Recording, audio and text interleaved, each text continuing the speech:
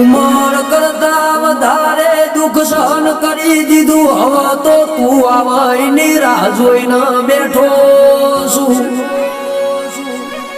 કે નવખંડ ધરતી ઉપર નજર રાખનારી બળજે. તું એવી તો જીવ ઘોર નિંદરૂમાં ઘેરોણી સજો તન મારો હાદે સંભળાતો નથી માં. એ માં તારા વગર દુઃખમો ભાગ બીજું કોઈ કરશે નહીં હાથ પાવડિયા.